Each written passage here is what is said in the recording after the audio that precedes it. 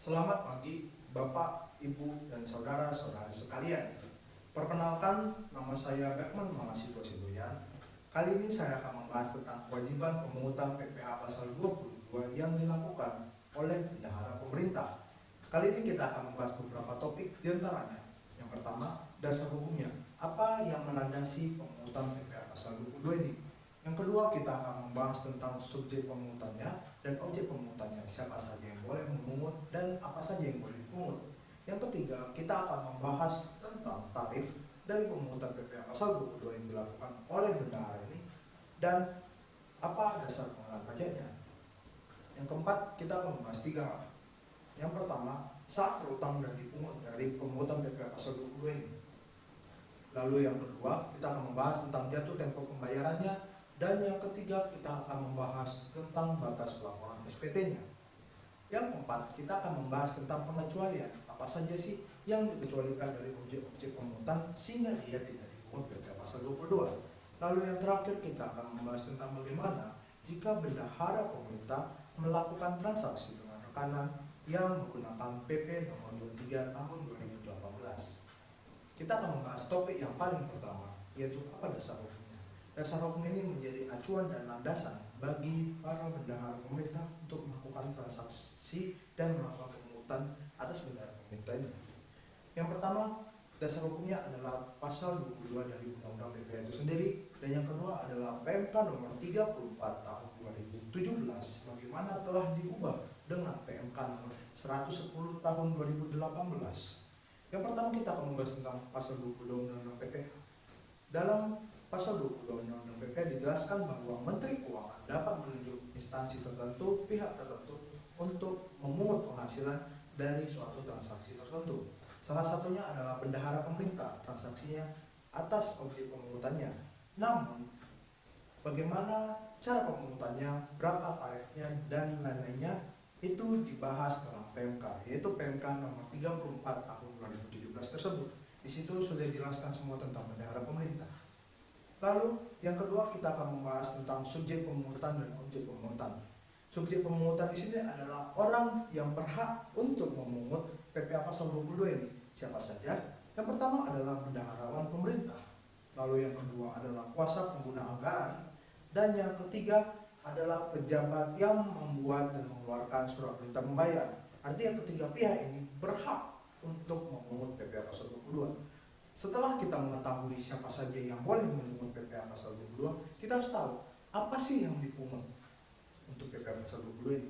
Jadi objek pemungutannya adalah pembayaran atas pembelian barang yang dilakukan oleh instansi pemerintah yang dananya berasal dari APBN dan APBD. Jadi ketika bendahara pemerintah, kuasa pengguna anggaran, atau pejabat yang mengeluarkan SPM melakukan pembelian kepada rekanan dan biayanya itu dananya berasal dari APBN ataupun APBD, maka atas hal tersebut akan dipungut PPh pasal 22. Lalu kita akan membahas topik selanjutnya, yaitu tarif dan dasar pengenaan pajaknya. Sesuai dengan PMK nomor 34 tahun 2017, tarif dari pemungutan PPh pasal 22 yang dilakukan oleh bendahara pemerintah adalah sebesar 1,5%. 1,5% ini akan menjadi tarifnya.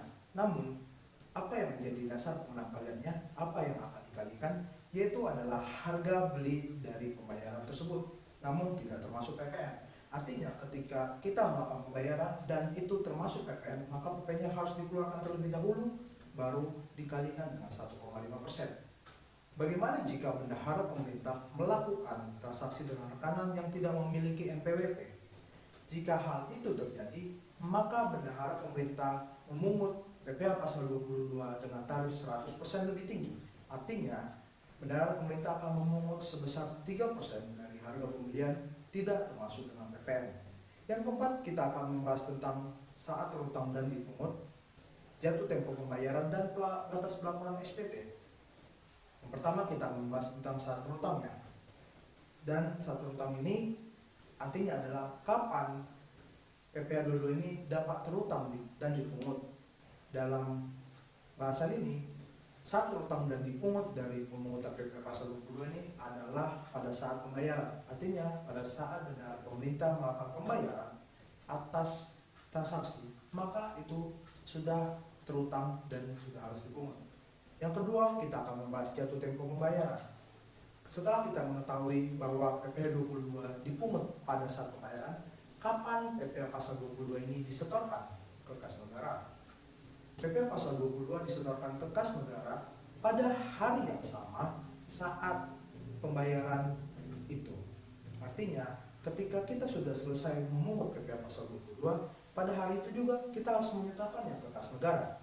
Yang ketiga, kita akan membahas tentang batas pelaporan SPT. Seperti kita ketahui, bendahara pemerintah juga melakukan pelaporan SPT massa dan khususnya SPT massa PPh pasal 22. Batas pelaporan SPT massa PPh 22 adalah 15 hari setelah masa pajak berakhir. Artinya, setelah 15 hari masa pajak berakhir, di situ batas terakhir pelaporan SPT massa PPh pasal 22. Lalu, kita akan membahas topik selanjutnya. Kita mengetahui tadi objek pemungutannya adalah atas transaksi pembelian atas transaksi. Namun terdapat beberapa transaksi, beberapa objek pemungutan yang tidak dipungut PPh pasal 22. Yang pertama adalah pembelian yang jumlahnya tidak melebihi 2 juta rupiah dan tidak terpecah-pecah. Artinya ketika bendahara pemerintah melakukan pembelian yang jumlahnya tidak sampai 2 juta rupiah dan tidak terpecah-pecah, artinya dalam satu transaksi, maka atas pembelian tersebut tidak terutang PPh pasal 22. Yang kedua, pembelian atas minyak, gas, pelumas, dan benda-benda pos, serta pembayaran atas pemakaian listrik dan air. Atas transaksi ini tidak terutang PPh pasal 22. Yang ketiga adalah pembelian dan pembayaran yang dananya menggunakan dana BOS atau bantuan operasional sekolah. Atas transaksi yang menggunakan dana BOS itu tidak terutang PPh pasal 22. Yang keempat adalah pembayaran yang diterima karena penyerahan sehubungan dengan pekerjaan yang dilakukan dalam rangka proyek pemerintah yang dananya dibiayai dari luar negeri.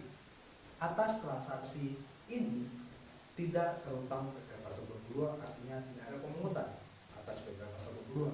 Yang kelima adalah pembayaran untuk pembelian minyak bumi, gas bumi, dan produk sampingannya atas kegiatan usaha di Indonesia di bidang minyak dan gas bumi dan dilakukan oleh dua pihak. Yang pertama adalah kontraktor yang melakukan eksploitasi dan eksplorasi yang dilakukan dengan kontrak kerjasama. Yang kedua adalah kantor pusat kontraktor yang melakukan eksplorasi dan eksploitasi yang dilakukan dengan kontrak kerjasama. Setelah tadi kita mengetahui apa tarifnya, apa objeknya, apa yang dikecualikan, dan lain segala macamnya, terdapat satu hal yang perlu dipertanyakan. Bagaimana jika bendahara pemerintah melakukan pembayaran kepada rekanan yang menggunakan PP nomor 23 tahun 2018? Tentu ini akan berbeda, walaupun tidak banyak berbeda dengan pemungutan PPh pasal 22. Yang harus dilakukan oleh bendahara pemerintah adalah 3M. Yang pertama adalah meminta. Apa yang diminta oleh bendahara pemerintah? Bendahara pemerintah harus meminta surat keterangan PP nomor 23 tahun 2018 kepada rekanan. Rekanan bisa mendapatkan surat keterangan ini dari KPP tempat dia terdaftar. Yang kedua adalah membayar dan memungut. Setelah membayar atas transaksi, dia akan memungut, namun bukan pemungutan PPh pasal 22, namun dia akan memungut PP nomor 23 tahun 2018 dan tarifnya adalah 0,5% sesuai dengan PP nomor 23 tahun 2018. Lalu yang ketiga adalah menyetorkan. Setelah kita sudah membayar kepada rekanan dan memungut PP nomor 23 tahun 2018 tersebut, maka bendahara pemerintah wajib menyetorkan PP 23 tahun 2018 tersebut kepada kas negara pada hari yang sama sesuai dengan jatuh tempo pembayarannya. Sekian dari presentasi saya mengenai kewajiban pemotongan PPh pasal 22 oleh bendahara pemerintah. Atas perhatiannya saya ucapkan terima kasih.